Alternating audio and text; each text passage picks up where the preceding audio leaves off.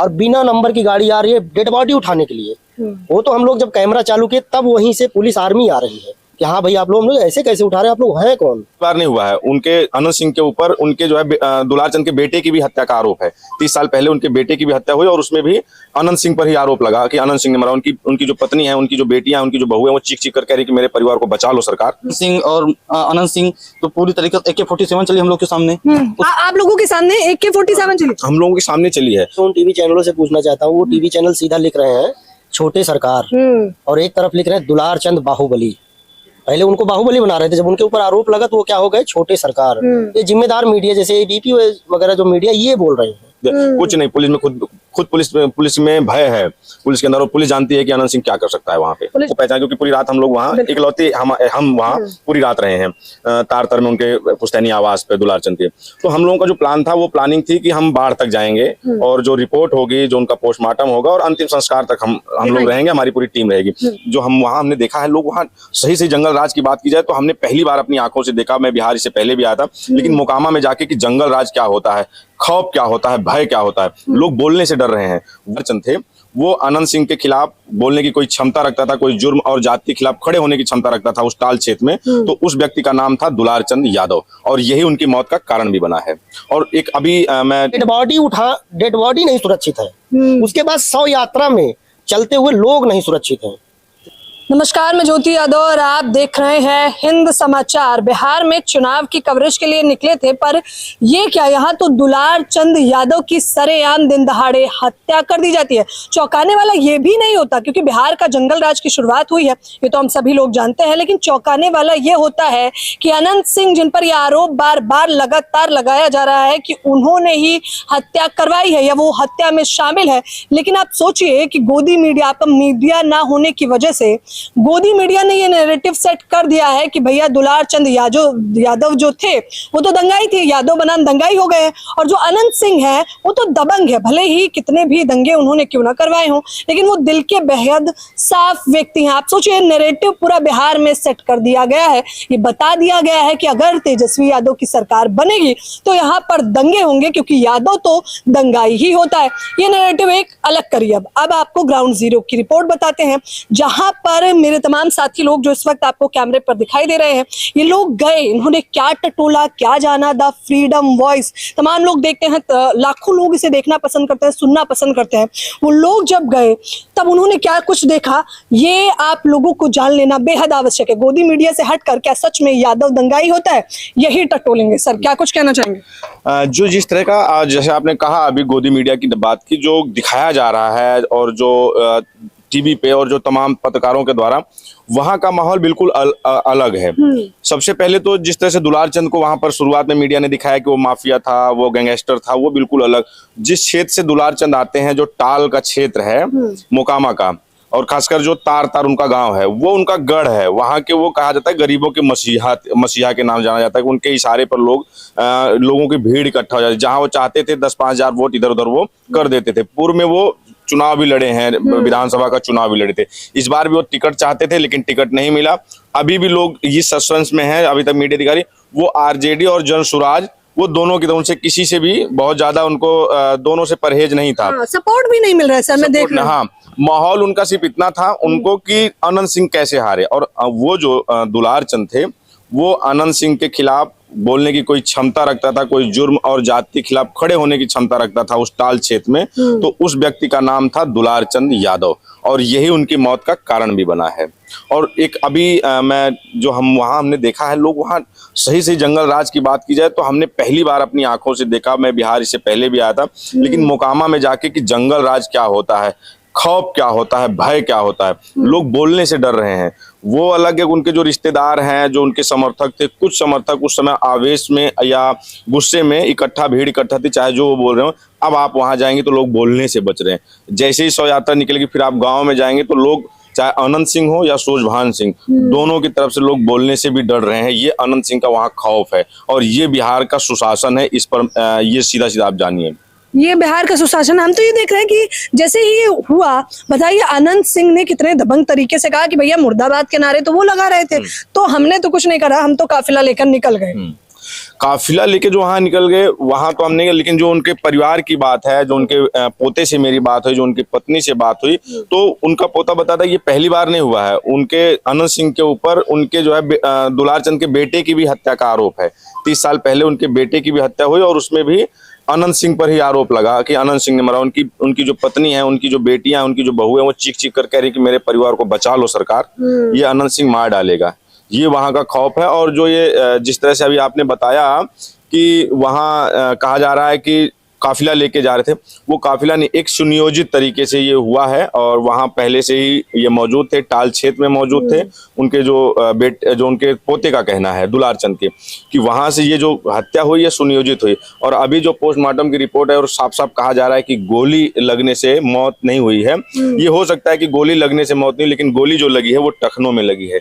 मैंने मेरे पास उसके फुटेज है पूरे, यहाँ गोली लगी है और आर पार हो गई है। वो पूरा पैर वो छितरा गया है, जिसे कहा जाए आर पार हो गई। पूरे शरीर पर उनके चोट के निशान थे, घसीटा गया है, रगड़ा, जो कहा जा रहा है गाड़ी चढ़ी है, वो पूरे शरीर पर निशान थे। अब अगर इसको जो है हार्ट अटैक दिया जा रहा है तो ये भी आप समझ सकते हैं कितना बड़ी साजिश है वहां पे। अच्छा, यूँ तो द फ्रीडम वॉइस को आप लोग देखते ही होंगे, लेकिन मैं चाहूंगी कि आप तीनों लोग फटाफट अपना नाम भी बता दें, जिससे मेरे दर्शक भी जान जाए। बबलू यादव है मेरा नाम और आप?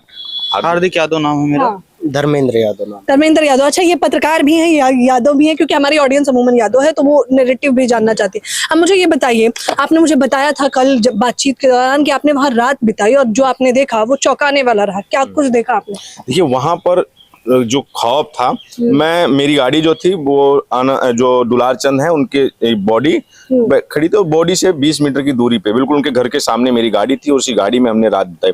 वहां का माहौल ये था कि आसपास के लोग भी वहां आने से डर रहे थे। खौफ ये था, उनके परिवार में खौफ ये था कि कोई भी आएगा और बॉडी, जो प्रशासन था वो भी चाहता था कि बॉडी रात को ही ले जाएं और डिस्पोज कर दें।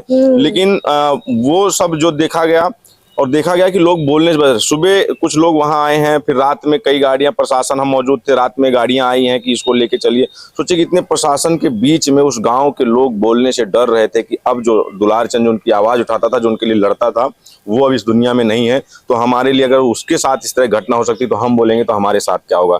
ये महिलाओं में भय था, वहां बच्चों में भय था, वहां के लोगों में ये भय था। अब आप ये सोच लीजिए कि मोकामा की स्थिति, जहां पे लगभग मैं बता सकता हूं कि कम से कम 4 से 5 हजार से ज्यादा के लोगों की भीड़ थी जो शव यात्रा जा रही थी दुलार चंद की। और उसके बाद कम से कम 100 प्लस गाड़ियां थी, 100 हो सकती, 125 से 150 हो सकती हैं गाड़ियां थी। उसमें 2 प्रत्याशी थे, एक जो प्रियदर्शी हैं जो जनसुराज से हैं और दूसरे आरजेडी से जो बीना देवी हैं। वो दोनों का काफिला था, दोनों प्रत्याशी मौजूद थे। इतने लोग, इतनी भीड़ और कम से कम भी 1000-1500 पुलिस प्रशासन, डीएम वहां मौजूद, वहां एसडीएम मौजूद, एसपी वहां मौजूद, बावजूद काफिले पर पथराव हो जाता है, गोली चल जाती है। हमारे सामने गोली चली है, वहां पे हमारे सामने पथराव हुआ है। और ये मंजर है, सोचिए कि कितना बड़ा मनबढ़, कितना मतलब उसका जो कॉन्फिडेंस लेवल है वो कितना बड़ा हो सकता है, कितना बड़ा कि जो इतने बड़ी भीड़ में भी उनके लोग, जिन पर आरोप लगा कि पथराव की हिम्मत अगर जुटा रहे हैं, गोलीबारी की हिम्मत जुटा रहे हैं, तो आप माहौल को समझ सकते हैं कि वहां का आम जनता में क्या। आप माहौल को खुद भी समझ सकते हैं कि अनंत सिंह पत्रकार न्यूज पिंच के जो हैं अभिनव पांडे को, वो जब कहते हैं कि अभी तुमको हम यहाँ मार दे, तो वो हाथ जोड़ते हैं, यानी कि वो बता रहे हैं मार दे करते करते उन्होंने जान ले ली है। एक चीज आपने और देखा, दोनों, जब कोई घटना घटती है तो जो मीडिया का काम होता है वो दोनों पक्ष को सुनने का काम होता है। आपने कहीं किसी भी मीडिया में या टीवी चैनल पे देखा कि उनके घर पे जाके, उनके घर का कि ये अनंत सिंह कहाँ है, अनंत सिंह के खिलाफ कोई रिपोर्टिंग कर ले, उनके घर के बाहर, उनके कार्यालय के बाहर के कैसा, जब हत्या होने के बाद अनंत सिंह पर आरोप लग रहा है, अनंत सिंह के आसपास कोई एक भी नहीं दिखा होगा आपको। शुरुआत में एक वीडियो उनकी आई कि मैंने सूझबूझ पर लगा दिया आरोप, लेकिन उसके बाद किसी में हिम्मत नहीं है। मीडिया की बात मैं कर रहा हूँ, चाहे वो बिहार की हो, चाहे मेन मीडिया हो, चाहे बाहर की, चाहे मैं खुद की अपनी बात कर रहा हूँ कि हालात देख के मेरी भी हिम्मत नहीं हो कि मैं अनंत सिंह के घर के बाहर जाके वहां पर मैं रिपोर्टिंग कर सकूं और ये वहां के लोगों से उनसे पूछ सकूं कि ऐसा जो आरोप लग रहा है उस पर क्या है। किसी भी मीडिया में किसी की मैं हिम्मत की बात कर रहा हूँ कि किसी में भी ये हिम्मत नहीं है। लेकिन मैं इनकी टीम को, द फ्रीडम वॉइस की टीम को धन्यवाद करना चाहूंगी कि ये गए, उन्होंने रात बिताई, पूरा ग्राउंड जीरो की रिपोर्ट दिखाई। आप बताइए कैसे देख रहे हैं? यादव बनाम दंगाई, टीवी चैनल ने तो बता दिया कि भैया दंगाई की मौत हुई है, देखिए मोकामा की बात करें तो मोकामा 1990 के समय से सामंतियों का रहा है। वहाँ पे बृजभूषण के भाई और तमाम सूरभान सिंह भी दूध के धुले नहीं हैं। आज टिकट पा गए हैं राष्ट्रीय जनता दल से। लालू जी की पार्टी है, सामाजिक न्याय की बात करती है, लेकिन दूध के धुले नहीं हैं। श्री प्रकाश शुक्ला के गुरु रहे हैं। तो कहीं ना कहीं वहाँ पे दुलार चंद यादव जी लड़ रहे थे, सबसे लड़ रहे थे। और जो जन सुराज के प्रत्याशी का उन्होंने सपोर्ट किया था, तो प्रशांत किशोर की पार्टी है, भूमिहार हैं, ये देखकर उन्होंने सपोर्ट नहीं किया था।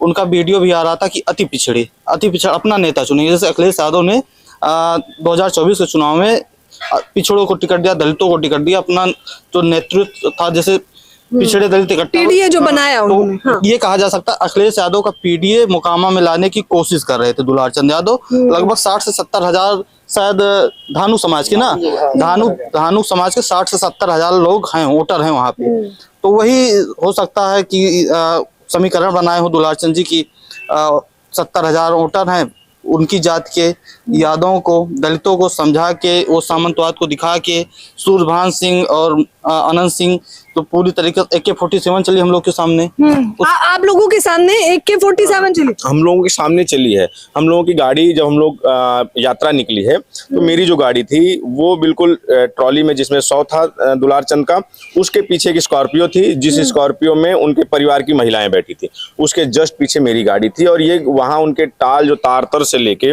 और मोर चौराहे तक ये हुआ है, और 4 लेन तक तो हम बिल्कुल पीछे आए हैं। प्रशासन कहाँ था? चुनाव आयोग के लोग कहाँ थे? प्रशासन के लोग सब थे। प्रशासन के लोग आगे ही चल रहे थे, बीच में चल रहे थे, जगह जगह वहां पर BSF के लोग थे, उसके बाद वहां पर CISF के लोग थे, यहाँ बिहार प्रशासन था, सब थे, सब लोग थे। उसके बाद जो है, जब हमारी गाड़ी बता रहा हूँ कि 4 लेन तक हम साथ आए हैं एकदम पीछे, फिर 4 लेन से जब आगे बढ़ते हैं तो वहाँ कुछ प्रशासन के लोग और फिर जो जनसुराज के प्रत्याशी हैं उनका वो आ जाते हैं, वो शामिल हो जाते हैं काफिले में, उनकी गाड़ियां। फिर हमारी 2-3 गाड़ी पीछे हो जाती है। मोर चौराहे तक फिर भी हम बिल्कुल 100 के साथ चल रहे हैं, और हम आगे आगे रिपोर्टिंग करते हुए चल रहे थे तमाम जो है। मोर चौराहे पे फिर बीना देवी का काफिला मिलता है, फिर वहाँ गाड़ियां लगभग जो 10 से 15 गाड़ी थी उनकी थी, वो काफिले में शामिल होते हैं, उनके लोग शामिल होते हैं। और यहाँ से जो भीड़ थी वो हजारों के रूप ले लेती है, हजारों की भीड़ हो जाती है, और उसके बाद से चलते थे। और जब हमारी गाड़ी मुश्किल से हम लोग पानी लेने ना रुकते, तो सबसे आगे मैं चल रहा था रिपोर्टिंग करते हुए। पानी लेने के लिए रुके, वहां पर बारिश भी हल्का हल्का हो रही थी, और उसी में जब गाड़ी तड़तड़ाहट की आवाज आ रही है, पत्थर हो रहा है, फिर गाड़ियां मुड़ने लगी, अफरा तफरी मची, क्या हुआ। तो हालात सुधरे नहीं है, हम इस फिराक में ना रहे।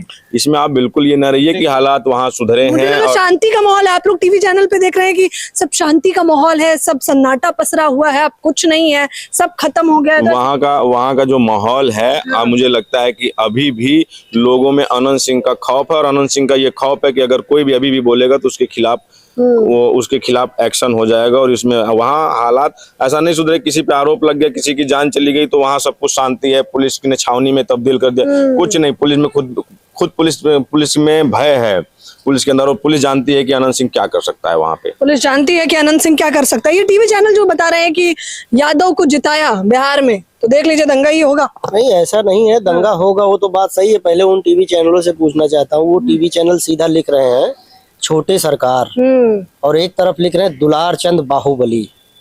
पहले उनको बाहुबली बना रहे थे, जब उनके ऊपर आरोप लगा तो वो क्या हो गए, छोटे सरकार। ये जिम्मेदार मीडिया जैसे ABP वगैरह जो मीडिया ये बोल रहे हैं।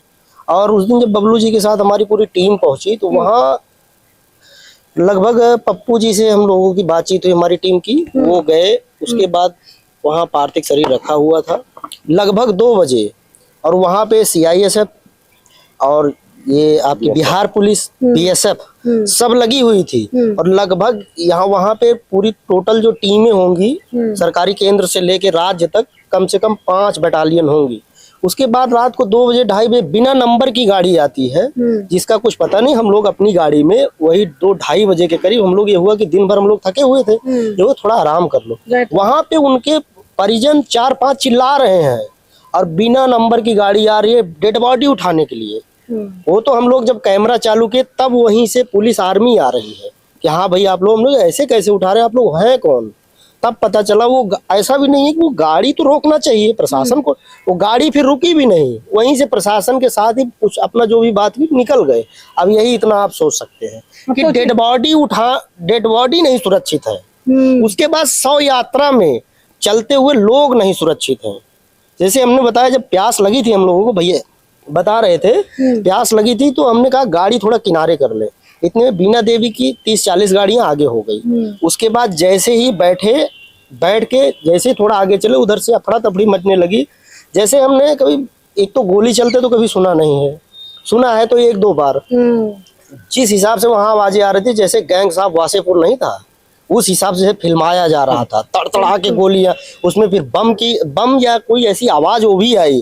हम लोग भी फिर वहां से निकले, भाई क्या करें, जान से बढ़कर थोड़ी कुछ ना है, क्योंकि गोदी मीडिया तो नैरेटिव सेट कर चुका है कि वहां पर कुछ नहीं है, अफरा तफरी का कोई माहौल नहीं। और हम लोगों का जो प्लान था, हम लोगों का प्लान था कि हम वहां से थे तो उनके परिवार वालों से भी हम ऐसे हो गए थे कि वो हमको पहचान, क्योंकि पूरी रात हम लोग वहाँ इकलौते हम वहाँ पूरी रात रहे हैं तारतर में उनके पुश्तैनी आवास पे दुलारचंद के। तो हम लोगों का जो प्लान था वो प्लानिंग थी कि हम बाढ़ तक जाएंगे और जो रिपोर्ट होगी, जो उनका पोस्टमार्टम होगा और अंतिम संस्कार तक हम लोग रहेंगे, हमारी पूरी टीम रहेगी। क्योंकि यहाँ से जब हम गए थे तो हमारे लेकिन जो वहाँ का मंजर देखा है जहाँ पर ये घटना हुई है, तो लगभग हम 10 से 12 किलोमीटर फिर वहीं से, मुझे लगता है उस टाइम पे जब ये जो घटना हुई है, अब अंदाजा मुझे नहीं, मैं पहली बार वहाँ गया था, लेकिन लोगों से पूछने पे पता लगा कि अभी यहाँ से 8 से 10 किलोमीटर की दूरी अभी बची है कि वहाँ बाढ़ पहुँचने में, जहाँ पर उनका शव जाना था और जहाँ पर पोस्टमार्टम होता। हम लोगों की हिम्मत ये नहीं हुई कि अब हम इसके आगे जाएं, और हम उसी जगह से अपनी गाड़ी को यूटर्न किया है, यूटर्न करके और हम फिर वापस सीधा पटना पर चले आए हैं। अच्छा, क्या बिहार का समीकरण दुलारचंद, क्योंकि हम इस बात से इनकार तो नहीं कर सकते हैं कि बिहार में यादवों की आबादी सबसे अधिक है, तो मुझे जानना है, क्योंकि आप पत्रकार भी हैं, आपने सब कुछ टटोला, कि क्या बिहार का चुनाव समीकरण बदलेगा इस घटना के बाद?